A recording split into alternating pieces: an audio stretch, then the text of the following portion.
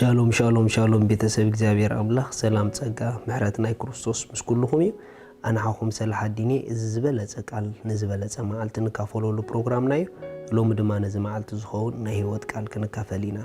ሎሚ ንካፈሎ ቃል ቀዳማይ ቆሮንቶስ 12 ክኸውን እዩ ኣርእስቲ ናይ ሎሚ መዓልቲ ንካፈሎ ድማ ኣብ ዝበለጸ መንገዲ ንዝበለጸ ህይወት ንኺድ ዝብል እዩ ኣብ ዝበለጸ መንገዲ ንዝበለጸ ህይወት ንኺድ ረይ ሕዋት ኣብ ትዘለኻዮ መንገዲ ህይወትካ ንዑይ ዝመስል እንተዳ ኣብ ዝበለጸ መንገዲ ህይወትካ ኣትያላ ኮይና ዝበለጸ ህይወት ከም ትነብር ጥርጥር ይብሉን እንተዳ ኣብ ዝበለጸ መንገዲ ትጓዓዝ ዘለኹ ኮንክ ዝበለጸ ውጽኢት ከም ተምጽእ ምንም ጥርጥር ይብሉን ስለዚ ኣብ ናይ ህይወት ጎደናና ዝበለጸ መንገዲ ንዝበለጸ ውጽኢት ተዳሊልና ኣሎ ስለዚ ነፍስ ወከፍና ድማ ኣብ ዝበለጸ መንገዲ ብምኻድ ዝበለጸ ውጽኢት ኣብ ህይወትና ኣብ ሓዳርና ኣብ ኣገልግሎትና ኣብ ኩሉ ማሕበራዊ ጉዕዞና ዝበለጸ ውጽኢት ኣብ ህይወትና ንኸነምጽእ እዚ ዝበለጸ መንገዲ ንኸይንገድፎ ንወስን መጽሓፍ ቅዱስ ክዛረብ ከሎ ቀዳማይ ቆሮንቶስ 12:31 ከምዚ ይብል ነተን ዝዓበያ ውህበዳ ጻዓት ኢሉ ሕጂ ኸኣ ዝበለጸ መንገዲ ክሕብረኩም ኢሉ ሪኹም ዝበለጸ መንገድስ ክሕብረኩም ኢሉ ቀጺሉ ሽዑ ኣብ ምዕራፍ 13 ጥቕሲ 1 ከምዚ ኢሉ ብቋንቋ ሰብን መላእኽትን እንተተዛረብኩ ፍቕሪ ካብ ዘይትህልወኒ ከም ዘድሂ ኣስራዚ ወይ ጭልጭል ከም ዝብል ጸናጽል ምኾንኩ ትንቢት እንተዝህልወኒ ኩሉ ምስጢራትን ኩሉ ፍልጠትን እንተዝፈልጥ ኣኽራን ክሳዕ ዘግዕዝ ከዓ ኩሉ እምነት እንተዝህልወኒ ፍቕሪ ካብ ዘይትህልወኒ ከንቱ ምኾንኩ ነይረ ኩሉ ገንዘበይ ንድኻታት እንተዝዕድል ስጋይ እውን ንምንዳድ ሓሊፈ እንተዝህብ ፍቕሪ ካብ ዘይትህልወኒ ሓንቲ እኳ ኣይጠቕመንን እዩ ፍቕሪ ዓቃልያ ፍቕሪ ለዋህያ ፍቕሪ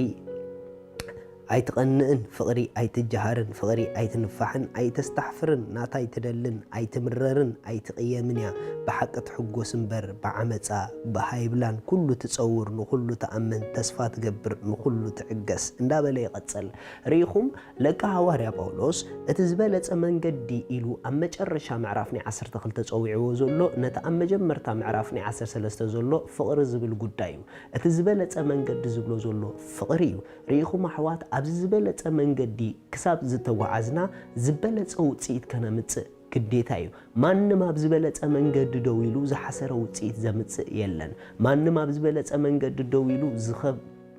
ዝኸበረ ውጽኢት ዘይምጽእ ወላ ሓደ የለን ምኽንያቱ ኣብ ዘለኻዮ መንገዲ ንዑይ ዝመስል እቲ ተውጽኦ ኣብ ህይወትካ ውጽኢት ነፍሲ ወከፍ ኣብ ህይወት ንገብሮም ኣብ ዝበለጸ መንገዲ ረጊጽና ንገብሮም እንተደኣ ኮይና ውጽኢትና ናይ እግዚአብሔር ብሉጽነት ክረኣዮ ክጅምር እዩ ሪኢኹም ፍቕሪ ዝበሃል ጉዳይ ኣብ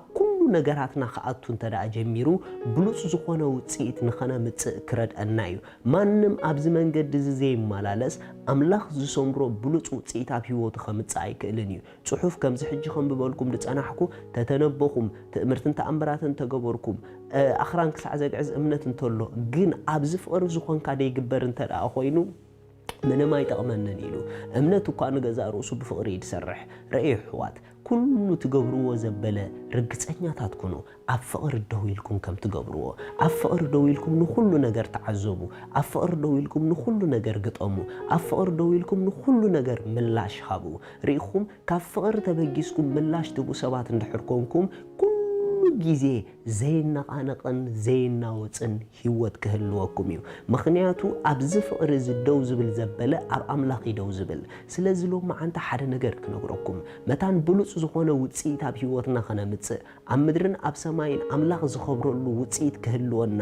ኣብ ፍቕሪ ኩሉ ጊዜ ንመላለስ እዚ ፍቕሪ እዚ ዝበለጸ ናይ ዝበለጸ መንገዲ እዩ ፍቕሪ መንገዲ እዩ ምኽንያቱ ኣምላኽ ፍቕሪ ኣምላኽ ባዕሉ ከዓ መንገዲ እዩ ኣነ መንገዲ ኢሉ ኢየሱስ እቲ መንገዲ ከዓ ፍቕሪ እዩ ስለዚ ሎሚ ኩሉ ዘጋጥመኩም ዘሎ ነገር ከምቲ ዘጋጥመኩም ዘሎ ምላሽ ከይትብዎ ኣብ ፍቕሪ ደው ኢልኩም ምላሽ ሃቡ ንማንም ክትጎድኡ ኢልኩም ዝኾነ ነገር ከይትገብሩ ንማንም ከነሕዘን ኢልና ዝኾነ ነገር ከይንገብር እንተዘይኮይኑ ካብ ዝበለጸ መንገዲ ንወፅእ ኣለና ስለዚ ካብ ዝበለጸ መንገዲ እንተደኣ ወፂኻ ዝበለጸ ውጽኢት ከተምጽእ عقمي بالكان نزبلة صوتيت أبزبلة منجدي توم بالكدليكاي ندتقولنا نفكر نزحمينا نفتو نزي كابانا نزرحكون إحنا قد نمرق نمنتاي تدعيلكم مني كل جيزي كابز سفرازي تبيجيسنا ملاش نهب تدعوينا زين ناوت أبكو حز تسرت هيوتي خيرلونا أبكو حز تسرت بيت عيت الناوت إنيا أنا نسخ من دم أبكو حز تسريتنا إنا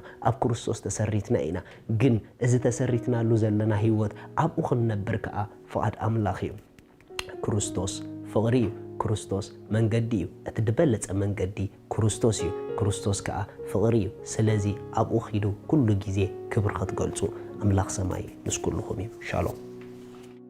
سلازي اللومي نقويتنا يسوس كريستوس أبي هوتكم وسينكم كتقبلوا التدليو إتا أبو زلا نايزل عالم هوت كتقبلوا التدليو إذا تقولوا تزيئة تسليو إجابي رابو سلود خيسوس كريستوس يمسكنك الله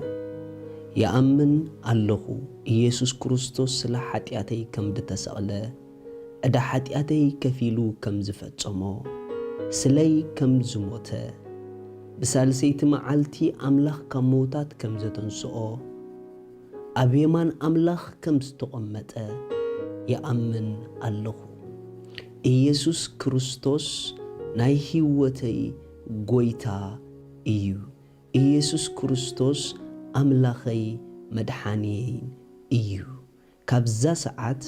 ንክርስቶስ ብምቕባለይ ሓድሽ ፍጥረት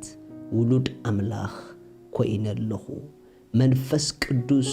ብሽም ኢየሱስ በእምነት ናብ ውሽጠይ